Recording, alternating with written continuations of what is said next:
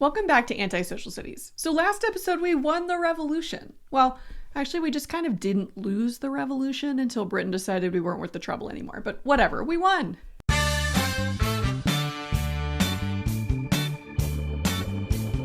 Great, but so now who's in charge?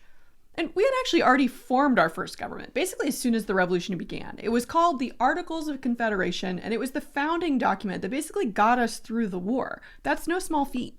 The Articles scored a few wins, like, scraping through the revolution, even though the government struggled then, like just ask Washington's soldiers at Valley Forge who were desperate for supplies. And they decided one big decision that helped figure out how they were going to settle the Northwest Territory, that Ohio River Valley that white settlers had been pining after for decades. But for the most part, this first government was pretty bad. So what was so bad about the Articles of Confederation?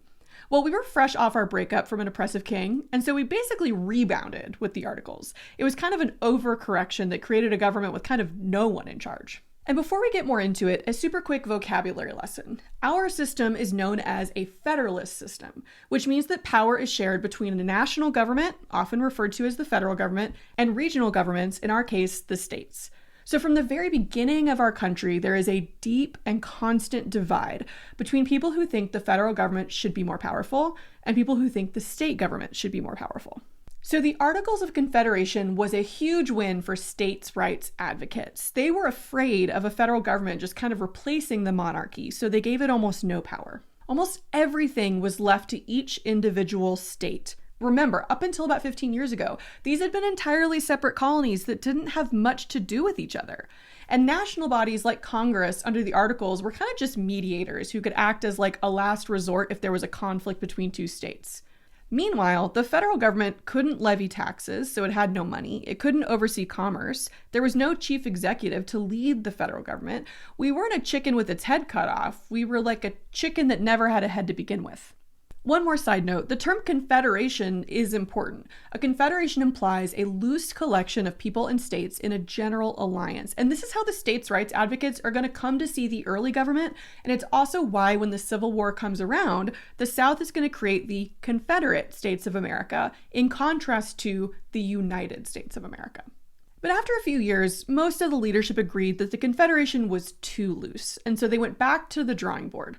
In 1787, the Constitutional Convention met in Philadelphia with the intent to address the weaknesses of the Articles. Some, especially Southern delegates, just kind of wanted to edit the document, while others wanted to scrap it entirely and start over.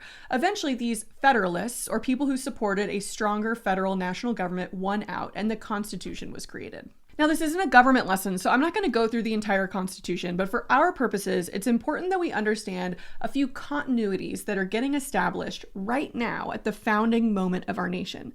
These themes are going to continue to influence American history up until today. So what are they? The first theme is compromise. Our nation was built on compromises, and they aren't always great. Remember a few things. Our nation was not united until it had to be to get rid of the British. Most early Americans still viewed their colony, now their state, as the most important identifying factor. You were a Virginian, and then you were an American. Not everyone could be Patrick Henry, right?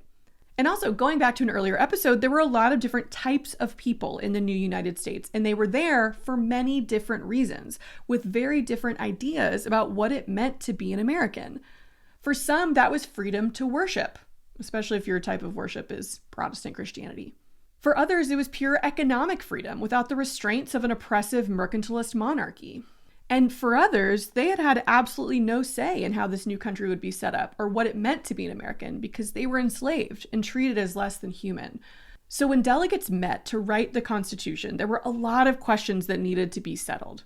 For one, how would we decide how many representatives each state would get in the US Congress? Large states wanted it to be based on population, while smaller states worried about being overpowered and kind of left out of the conversation. Poor Rhode Island.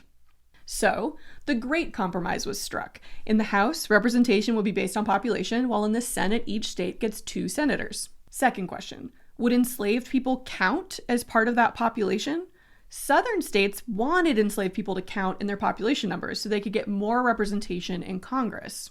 Northern, or really states with few to no enslaved people, thought this was ridiculous, considering that in every other way, the enslavers did not treat their enslaved Africans as human beings, let alone equal members of the population. And so, The horrific 3/5 compromise was struck. Each enslaved person would count as 3/5 of a human being with regards to population. It should be noted that the question of slavery did come up at this convention. There were delegates who argued for the abolition of slavery right then and there, but they weren't taken very seriously. The bigger question was the slave trade. Should we continue to allow Americans to buy enslaved people from overseas? Most of the delegates pushed to ban it immediately, but Georgia and the Carolinas threatened to leave if this happened. Foreshadowing, anyone? So there was actually another compromise. They would allow the slave trade to continue until 1808, when Congress would be given the option to vote to ban the slave trade then, which, spoiler, they do. To be clear, slavery still very much allowed. In fact, this new ban just motivated enslavers to force more enslaved women to create new generations of enslaved children. But in 1808, the international slave trade was banned in the US. What is clear is that the United States was going to break apart over slavery at some point. But of course, hindsight is 2020 when you're like us and you're from the future. One more question was how this new position of the president should be elected. Some delegates wanted a straight popular election, but many other delegates worried that the voting population might not be informed enough to make that decision. Let's make one thing clear. The founding fathers were terrified of true democracy. They were elitists who believed that the government should be run by well-educated, read rich and white, men. The idea of letting just like every person in the US make decisions about the country was insane to them. And to be fair, it kind of was a crazy proposal for the 18th century when you consider that basically every other government in the world was still mostly absolutist. And to be even fairer, I don't think they were wrong about the dangers of an uninformed voting population, right? But still. Out of all three branches of the federal government, the only officials who were directly elected by the voting population were the representatives in the House. Senators were chosen by their state legislatures, judges were chosen by the president, and the president was chosen by a weird mix of ideas that still exists today somehow. And this brings us to our final compromise, the Electoral College. Basically, a lot of delegates wanted the president to be voted on only by Congress, kind of like how the British Parliament then selects the prime minister. But others argued for a true popular vote, and so they created the Electoral College. Basically, each state has electors. These are individuals who are chosen by their political parties to actually cast the vote for president. When a candidate wins the popular vote in that state, the electors for that candidate's party are basically being chosen. And then they go and cast their vote for the candidate they were tied to. Although, in theory, they can switch their vote, but that rarely ever happens. It was meant to be a safety measure in case the general population selected someone so wholly unqualified for office that the state electors could step in and go against the will of the people, arguably for the good of the nation. Again, these faithless electors are very rare. And today, the Electoral College is basically just like a point system that makes election night a really confusing jumble of red and blue maps and like pointing and math. Finally, back to our major theme of US history. How powerful should the federal government be? In the Articles of Confederation, states' rights people won out. And in the Constitution, Federalists won out, but with a few important caveats.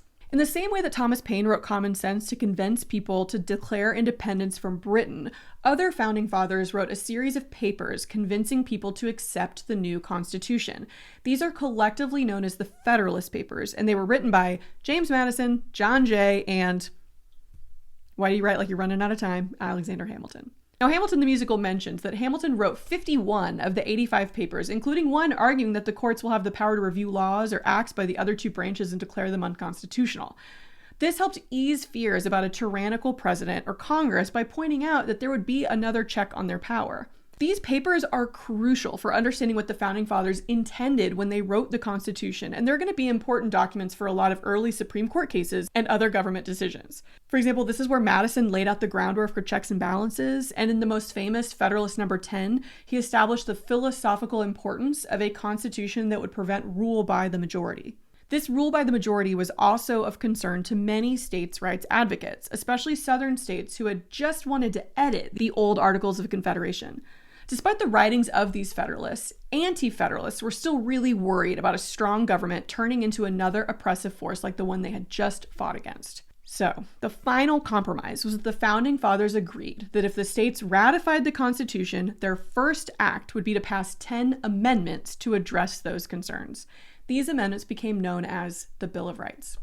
Now, I know I already mentioned that this isn't a government lesson, but I do think it's important that you remember what these 10 rights are. So let me explain them to you in true anti-social studies oversimplified fashion. First Amendment, freedom of speech, the press, religion, the right to assemble. Yay, institutions of democracy. Second Amendment, guns.